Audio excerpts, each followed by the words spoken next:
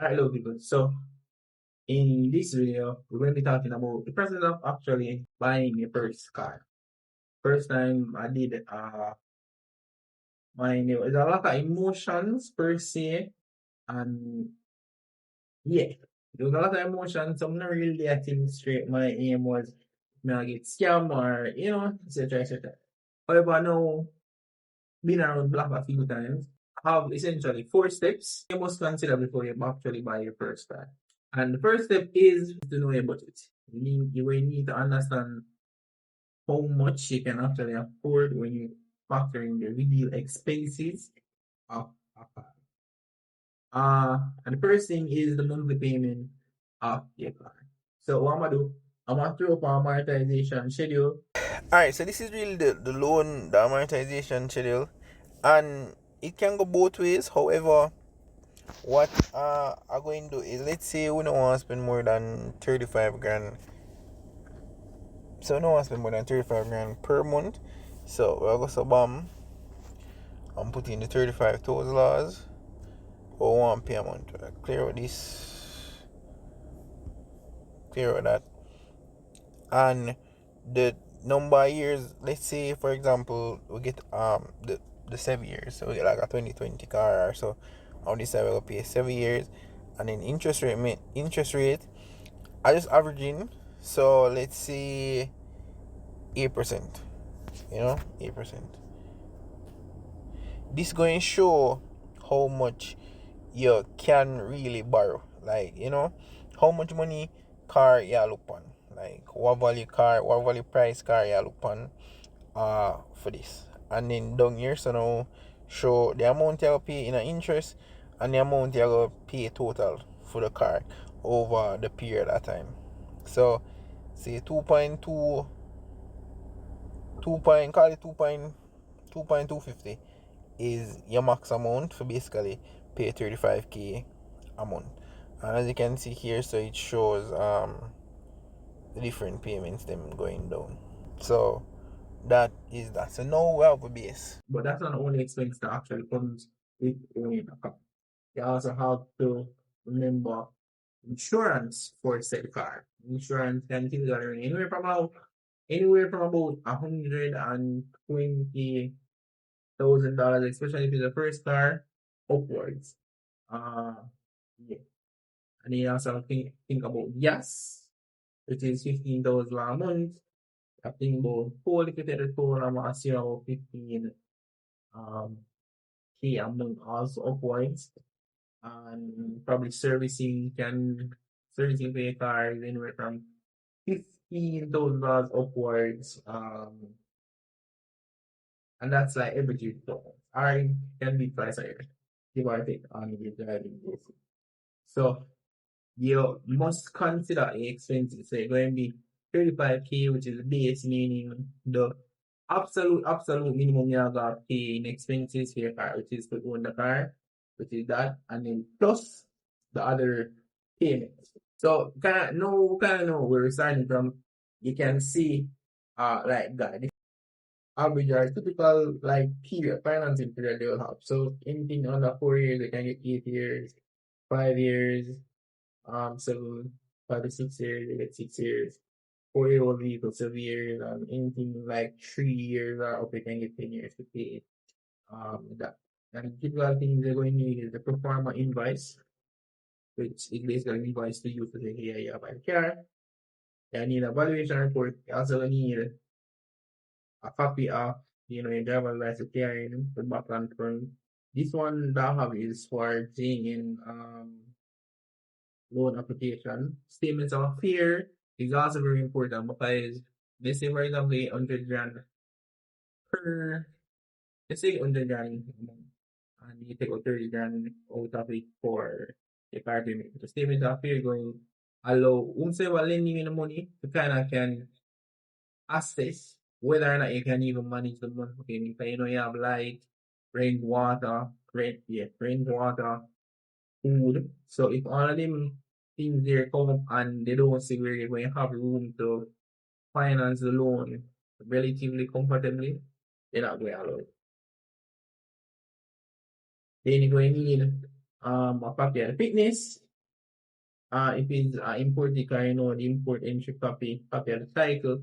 Because when you're borrowing a car loan, the bank may also have part, the bank may basically be part owner of the card, just like you until you finish pay it off, then there's that. And then if you have proof of deposit to the vendor, and then evidence in your ability to pay the insurance and the motor vehicle. So that is just like the general basis of what you would need essentially as pre-approval documentation. And the most of these you're going, you should get from the dealer, or say if you're buying a car from, if it's like a mark, if it's a person, then some of these stuff would not necessarily be needed. And so basically with all of those expenses in mind, give or take originally you're supposed to pay about like $35,000 in your monthly payments. However, by the time you add up those monthly other expenses, you're looking closer to like 70 grand or $75,000, give or take, for your car per month. So there is that. So you can have 75 grand like room. It might be difficult to get like a car in that price range. I'm just saying in that price range. You can get something cheaper. You don't necessarily have to pay the loan, but this video is finding that for somebody that's getting something not too old. Yeah, this is something not too old. And normally people say, "Oh, you can afford 70 grand," but you don't necessarily want to be in you don't want to be in a position where you are essentially struggling to actually make the payments, because the bank will come for your car and take it and take it and put it wherever I want to say. The bank will come for your car. So there is that. So now that we kind of have like a gist of what we're actually working with. The second thing to do before you actually buy the car is to view the car. Go eye shopping with the car. You can visit multiple dealers, you can check GA cars, so the non GA cars, sell cars, and dealers post there too. A person also posts on GA cars. So there is that. And with GA cars, you can filter by price, color, amount, amount you're willing to spend, etc. etc. And they'll match essentially what you. And let's say for example, you actually find the car like. Say you find the car like and you have with that. The next thing to do is to go to your mechanic. Get the mechanic to come and make and check. But just make him look up and say, "Oh yeah, good. Um Make a mechanic check the car if you buy from a dealer, and worse if you buy it from someone, make the mechanic actually check the car. So now if you have the car good, or if there's like minor repairs on it and sort of be like, why that can be the determining factor of what it's supposed to get. But before you even send the dealer the money or something there, here is a little hack where a lot of dealers might not necessarily want you to know this, but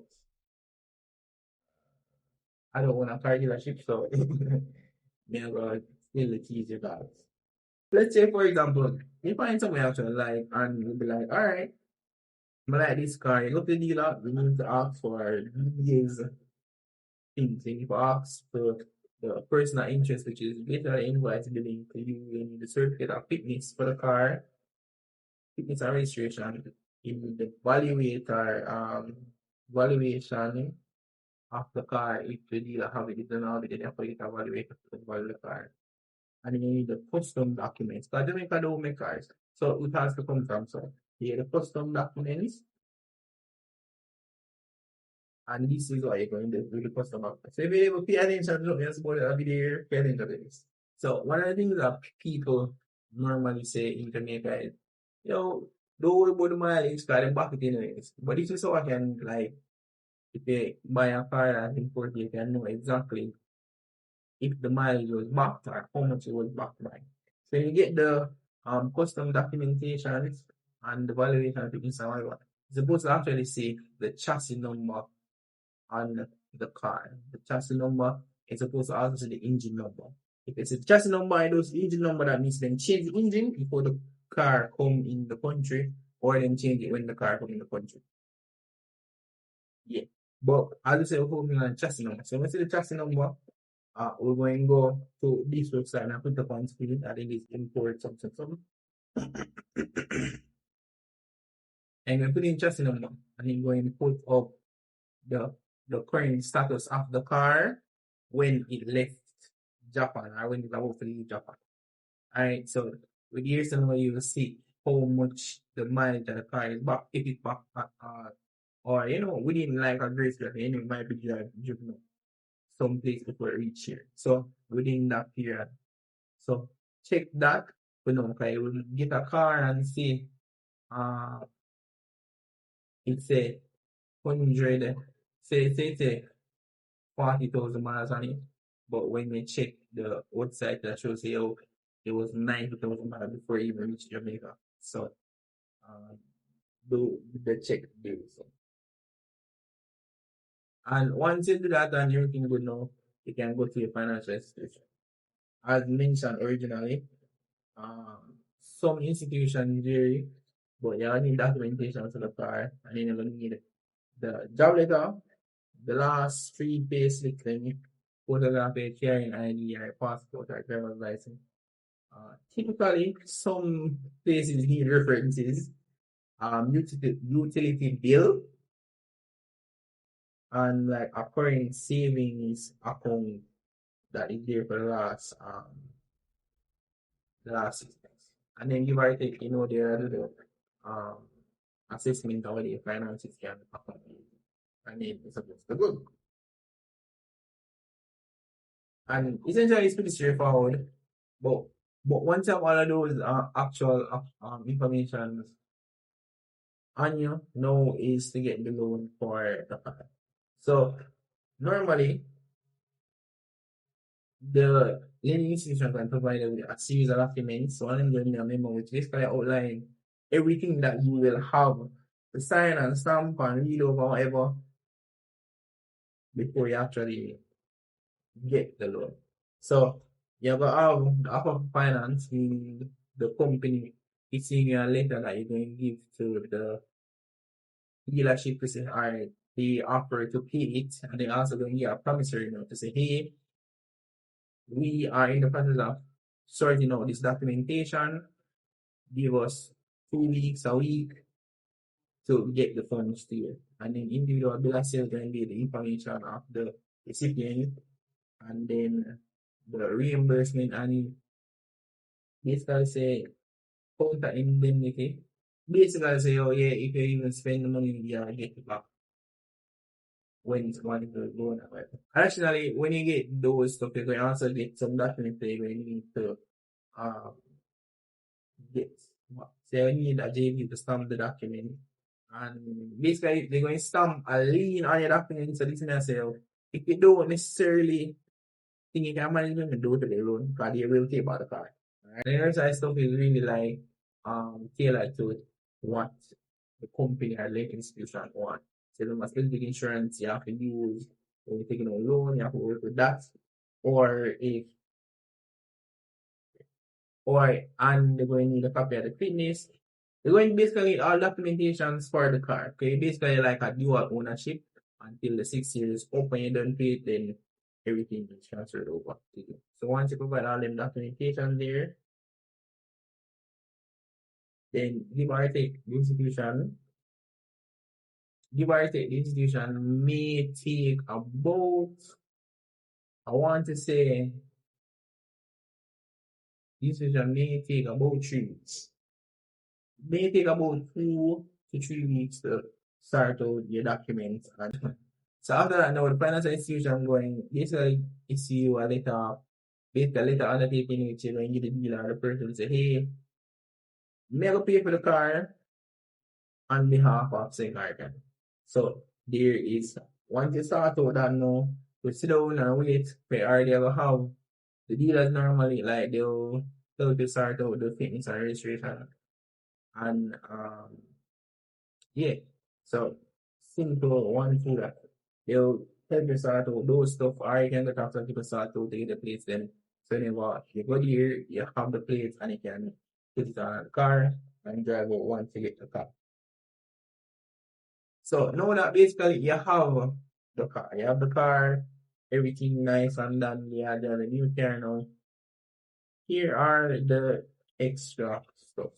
So one of the there are actually several extra stuff, but one of the thing is when it comes to new cars, typically new drivers do kick or even bump them car, or maybe because the reaction time isn't as developed as yet being on the road. The drive get their car hit is a that's it.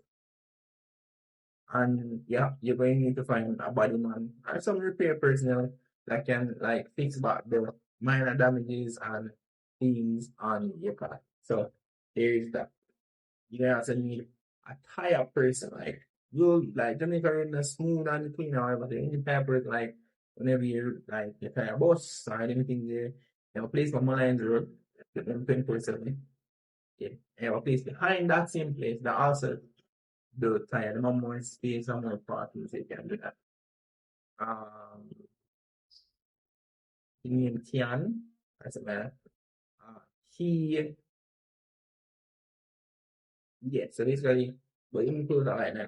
So the other one there on Malines Road, them them run right through the night. So there is that. Next thing you're going on to do, so you spot out, you get your car now, you know where your body man there, you know where you can fix the tire or anything. You also have to think about the security of your car. So you can get a keeper protector because the keeper protector essentially just block signal from the key to the car so that um, the person can use the but no, whatever the criminal element can use and like bypass your car signal, yeah, that kind of block it. And also the insurance you use, make sure you use a reputable insurance company. Um, some insurance will get a warm time to get back your money. And oftentimes people rather fix their cars than put them insurance. And I'm telling you this. It's a certain amount of money, it's fine. It's like a thing that you scrape a car or whatever.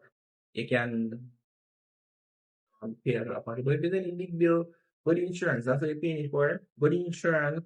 You're not going to raise the premium, but you're not going to raise it 100 grand or 200 grand um, for the damages. For the following year.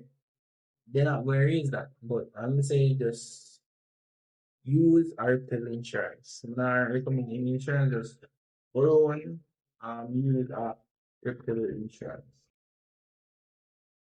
But also here's like when the people say top up, you're not supposed to have your car that it kind of affects the age or whatever that is. I don't know how true that is, but I just don't top up. You also need a tracker to pay car.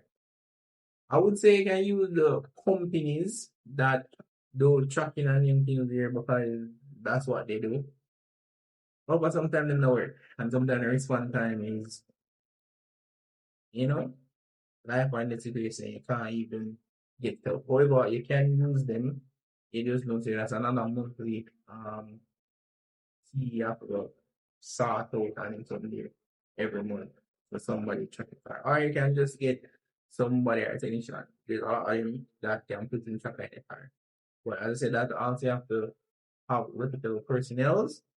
They go and use for the trackers because they will put something that element and say put tracker in your car and have the information for your car and come take it off your lot or whatever. If you do it in a gated community where security have asked who are you, yes. So if you're in a gated community, um it's relatively safe out is good. But at the same time, if not, you know they will come take it off your lot or whatever. So there is that.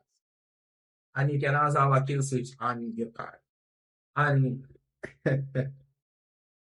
Also the police them, like there's also an expense that you're going to think about as it relates to police.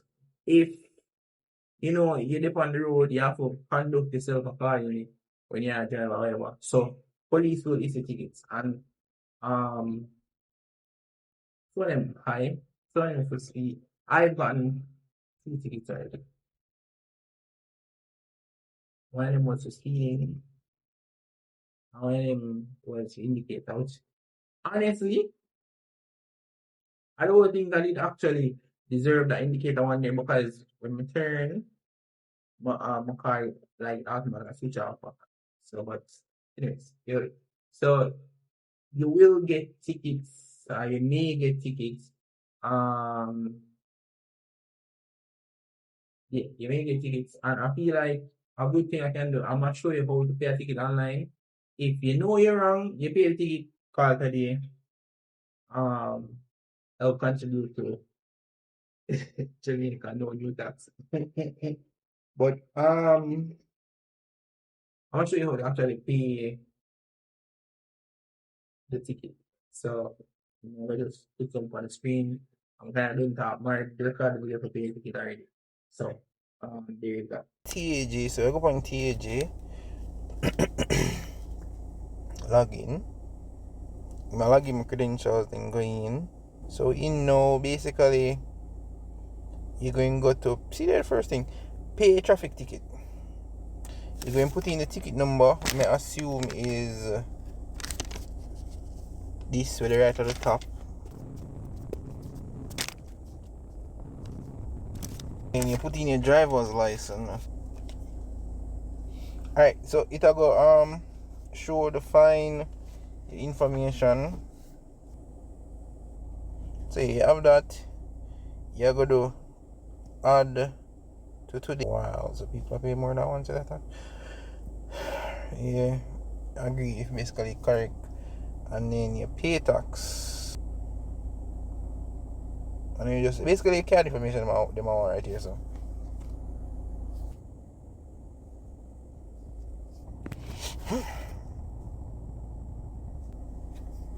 once it paid and see the payment successful, I know that TJ might have delays more while. Worse is the weekend. So what I am going to do is I am going to screenshot the info and then save it to like a Gmail or whatever you want to save it to. So that's pretty much it. It was a more low paced thing to get the car. Never I've done the walking up and down and then from there I've paid it a couple of times. You know. Anyways. So just to recap, when you're buying first car, one you want to know your budget. You want to know your budget.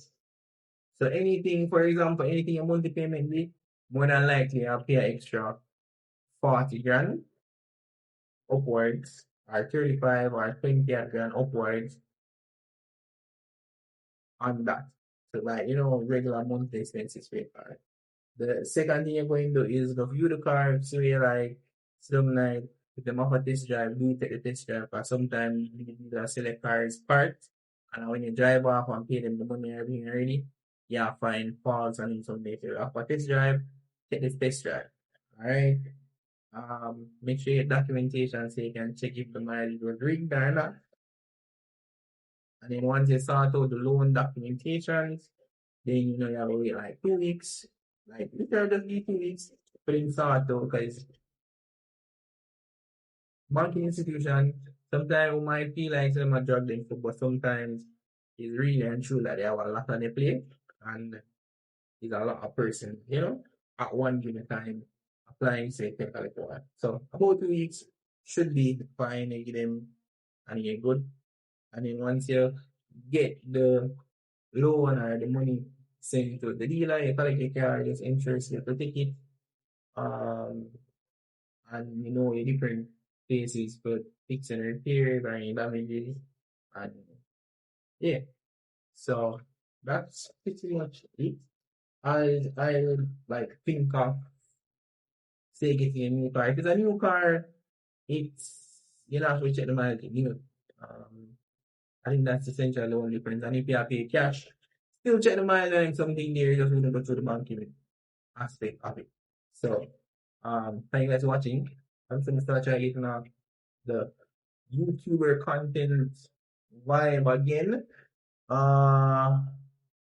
Yeah, so of course, love you guys. I'm seeing next video. Peace.